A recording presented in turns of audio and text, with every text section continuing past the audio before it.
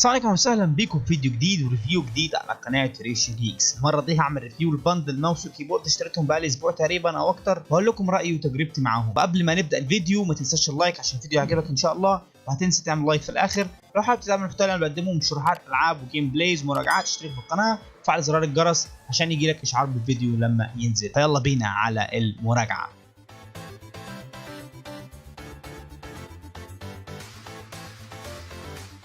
اول حاجه خلينا نعمل انبوكسنج سريع للكيبورد وبعدين نتكلم عنها.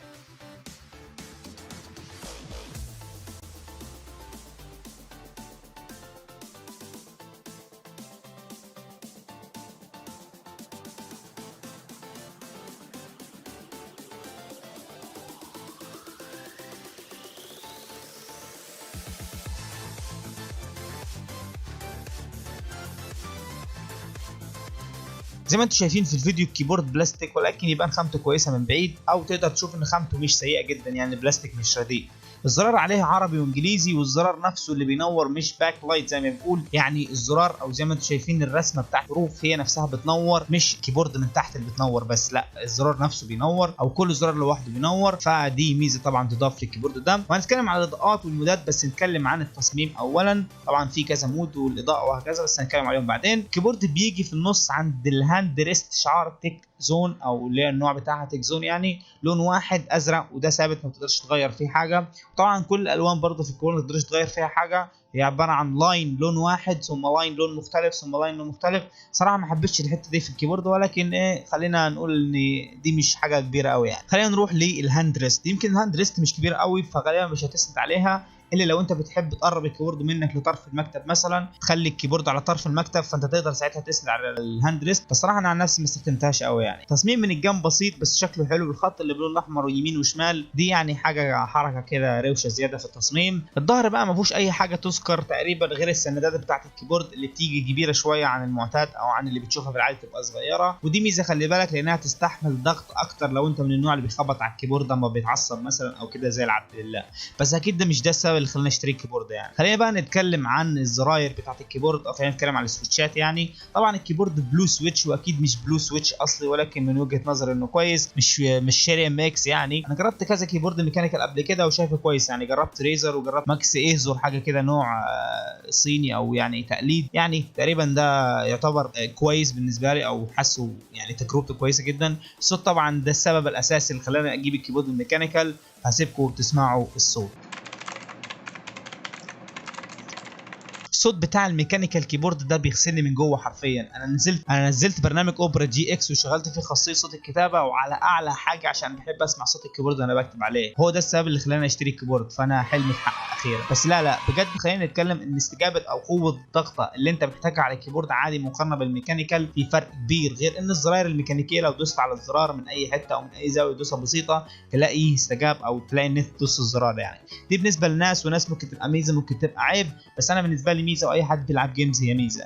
الكيبورد من الواجهه ما فيهاش اي شيء مميز يعني، ما فيهاش بكره الصوت مثلا، لمبات الكابس لوك والسكرين لوك شكلهم مش مميز قوي. الكيبورد طبعا فيها زرار الاف ان اللي تقدر تتحكم بيه في حاجات كتير، زي الاف ان اللي موجوده في اي لابتوب يعني، زي انك تشغل اغاني وتطفيها، تتحكم بالصوت، تعمل لوك للزراير والويندوز، او تفتح السيرش او الاله الحاسبه، او تقلب الاغاني، كل الحاجات اللي في كيبوردات اللابتوبس زي ما انا قلت. فخلينا بقى نروح للحركات بركات بقى، وهي الشغل كله، وهي مودات الاضاءه. الكيبورد ما لهاش سوفت وير، وده طبيعي جدا لان الاضاءات الوانها واحده ما تقدرش تتحكم فيها، فانت بتكتفي بالمودات المتاحه. وزي ما قلت لكم ان نظام الكيبورد هو عباره عن اللاين اللي تحت اللي لونه ابيض، وبعدها اللاين اللي بعديه لونه بنفسجي، وهكذا. صراحه دي نقطه ما تحسبش يعني الكيبورد. انا افضل مثلا لو اعمل كيبورد زي ده يبقى كله لون واحد، او انا اللي احدده، او يبقى فيه اكتر من لون، بس الكيبورد كله يبقى لون واحد، يعني مثلا كلها احمر او كلها ازرق او ايا كان، وانا اغيرها او تبقى لون ثابت هتبقى احسن بكتير من وجهه نظري. خلينا بقى اقول لكم على المودات اللي موجوده واحد.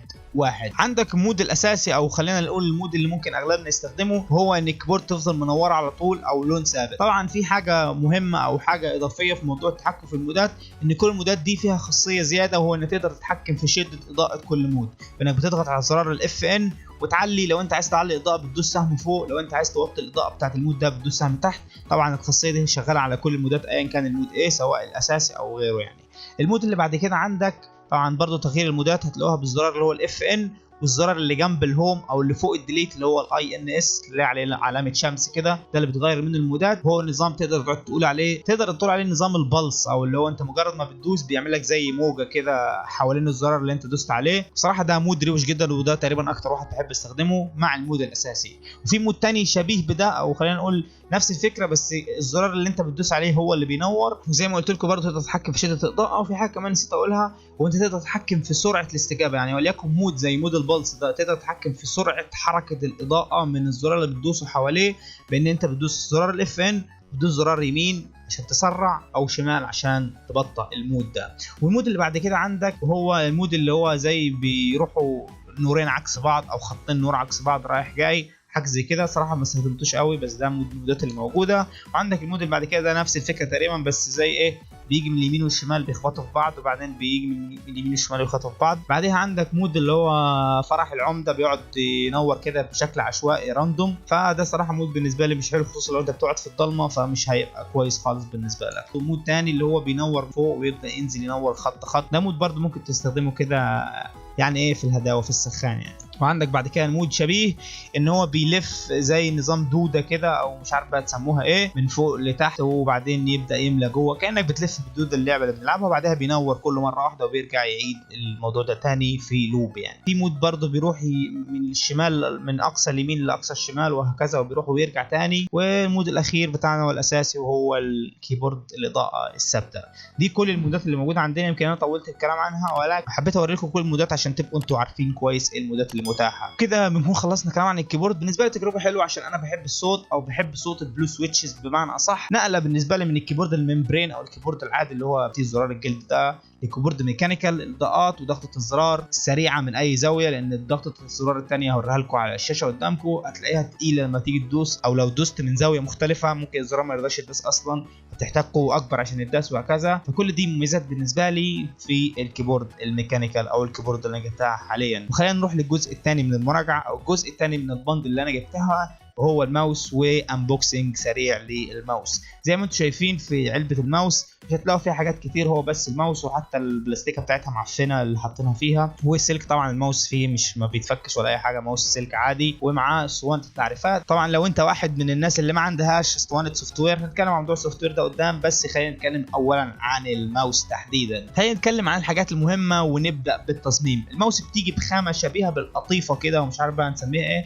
قطيفه من بره يعني بتلم تراب يا معلم وبتبصر، فانت لازم تنضفها بقى كل شويه، او لازم تخلي بالك يعني من الاخر وانت بتستخدمها. اعتقد اي كيبورد لازم تخلي بالك وانت بتستخدمها، يعني الاكل والكلام ده ممكن تلاقيه بيطبع او بيلزق على الماوس وهكذا. تصميم من الجنبين عشان الايد ما تزحلقش، في طبقه خشنه كده مكان ماسكه الايد عشان الايد تثبت عليها وانت ماسك الماوس، يعني ما تتزحلقش منك. بالنسبه لي عشان ماسك الايد بتاعتي بمسك الماوس بايدي كامله، او يعني مش في اللي هو نظام مش عارف لاون، او اللي هو مش عارف بيسموه ايه، اللي هو بتمسك باصبعين بس، وفي بيمسك بايد كلها وهكذا. انا بالنسبه لي بمسك بالايد كلها، فهي مناسبه جدا ليا بصراحه. انا ايديا مش كبيره قوي ومش صغير قوي، فحجم الماوس بالنسبه لي مناسب الحقيقه، مع العلم اني اشتريت الماوس بدون ما احط في الموضوع ده في بالي في الاعتبار، هي جت كده يعني. حاجه كمان مهمه، الماوس مناسبه للي بيستخدم ايديه اليمين او الشمال، لان هي ماوس سيمتريه، بمعنى ان مفيش اختلاف ما بين النص اليمين ونص الشمال، ان انت سواء مسكتها باليمين او الشمال الاثنين نفس التصميم، مفيش اي اختلاف بينهم. يعني مش معموله لحد بعينه يبقى لازم تستخدمها تكون ايمن، او لو انت اشول ما تقدرش تستخدمها، لا اي حد يقدر يستخدمها. فدي ميزه طبعا تضاف للماوس، بحيث تشتريها من دون ما تكون قلقان ان هي ما تريحكاش لو انت ايسر او اعسر زي ما بنقول. الزراير اللي على الجنب ما استخدمتهمش تقريبا، هم باك وورد وفورورد ده الاساسي بتاعهم، لكن انا مش متعود عليهم لسه، وبصراحه ضغطتهم خفيفه قوي، مش عاملين اختلاف بين الاثنين، فانت ممكن تتلخبط لو ما بصيتش وتدوس. لكن اعتقد في ماوسات الزراير اللي على الجنب هيكونوا افضل من كده. فصراحه بالنسبه للزرارين طبعا تقدر تتحكم فيهم، هنتكلم عن موضوع سوفت وير، بس خلينا نكمل كلامنا عن التصميم الاول او الزراير الاول. بعد كده عندك زرار الدي بي اي، هو زرار واحد، كان نفسي يبقى زرارين، واحد بيعلي الدي بي اي واحد بيوطي الدي بي اي، لان انت هتيجي في لحظه مثلا عايز تنقل من الدي بي اي الاول للاخير وليكن، فتضطر تدوس كذا دوسه، ما ينفعش دوسه واحده تقلب ما بين الاثنين مثلا وهكذا. فالموضوع ده مستفز بصراحه. طبعا كل مستوى من الدي بي اي ليه لون معين، وانا صراحه شغال على ابطا واحد، عشان يعني بيقولوا ان انت لما تبطئ الدي بي اي بيكون احسن في الايم والكلام ده، او الدقه بمعنى اصح. البكره بصراحه سلسه جدا وحجمها كبير للضغطه لو انت بتستخدمها عموما في الالعاب زي ابيكس ليجند زي فورتنايت عشان البنج وهكذا، او عموما يعني وملهاش صوت. المطاط اللي عليها ملمسه كويس جدا. الماوس حطيتها على ماوس باد خامتها ناعمه فهي سلسه جدا عليها بصراحه. ما اعرفش اذا جربت ماوس باد ثانيه هتبقى نفس الكلام ولا لا. سلك بيسموه دوباره تقريبا او حاجه زي كده اللي هو قماش، خامته كويسه جدا صراحه، وطوله كويس يعني مش كبير قوي ومش صغير قوي، وسط، بس اعتقد ان هو هيكون كافي يعني. نيجي بقى لموضوع الاضاءه. زي ما انتم شايفين التصميم خط ليد لافف على جسم الماوس كله ما عدا من قدام، وعلامه تيك زون بما ان الكيبورد الماوس من تيك زون، وعلامه تيك زون في النص، ومكان البكره تحت الزرارين اللي على الجنب. دي الحتت اللي فيها اضاءه في الماوس. الماوس ليها سوفت وير تقدر تتحكم فيه في كل حاجه، واللون وطبيعه الاضاءه تبقى ازاي، ومستويات الدي بي اي تقدر تتحكم بيها، غير زرار الباكورد والفورورد لاي حاجه انت عايزها. طبعا العلبه بيجي معاها اسطوانه زي ما شفتوا، بس للناس اللي ما عندهاش سي دي روم زي حالاتي كده هتلاقوا رابط تحميل السوفت وير موجود تحت في البوست فتقدروا تستخدموه. فكده نكون خلصنا المراجعه. فخلينا اقول لكم على السعر والمكان اللي اشتريت منه وهل تستاهل ولا لا. سعر البندل الماوس وكيبورد ب 450 جنيه و30 جنيه شحن داخل القاهره. الماوس باد الكبيره اللي انتم شايفينها قدامكم برضه هوريها لكم قدامكم على الشاشه. الماوس والكيبورد اللي هي الكبيره شويه يعني دي ثمنها 65 جنيه. صراحه خامتها ممتازه جدا بالنسبه للسعر وناعمه وسلسه جدا بالنسبه للماوس، فاعتقد ان هي تستاهل يعني. الماوس شفتها في اكتر من مكان سعرها كان اغلى من كده لوحدها مقارنه بسعر البند ككل. الكيبورد لو هتجيب حاجه شبهها منفرده هتدفع في حدود 250 او 270 حاجه زي اولا او ايا كان بقى السعر اللي هتجيبه. صراحه ما جربتش اولا ولكن اعتقد في ناس كتير بتشكر فيها، فاعتقد السعر نوعا ما معقول. ما اقدرش اقول لك روح اشتري البندل دي وانت مغمض لان ممكن تلاقي حاجات ثانيه ارخص زي ما قلت لكم اولا او هكذا، او اغلى شويه بس تناسبك. فانا وضحت لك كل النقاط المهمه اللي ممكن تساعدك في انك تقرر. المحل اللي انا اشتريت منه هو كومبيو ستيشن. طبعا ما فيش اي اعلان ولا اي حاجه في الموضوع ده، هو بس كل الفكره ان انا فعلا اشتريت منهم ده الموضوع يعني، وجات لي خلال يومين او 3 حاجه زي كده. بس ممكن ابعت لهم واقول لهم مراجعه على الكيبورد والماوس جايز نعمل شغل مع بعض بعد كده ولا حاجه، يبقى اقول لهم بقى ان انا عملت مراجعه. بس كده نكون وصلنا لنهايه الفيديو. لو ما عملتش لايك اوعى تنسى تعمل لايك دلوقتي لو عجبك الفيديو. لو ما عجبكش الفيديو اعمل لي ديسلايك واكتب لي ايه اللي ما عجبكش فيه. لو حابب المحتوى انا بقدمه اعمل سبسكرايب. لو عندك اي نقطه او تعليق او استفسار او كومنت او اقتراح تقول تحت في الكومنتس هكون مبسوط جدا ارد عليك اكيد، واكون شاكر جدا ليك طبعا لو اديتنا اي اقتراحات. فعل زر الجرس عشان يجيلك اشعار بكل فيديو بنزله. بس اشوفكم في فيديو جديد. سلام.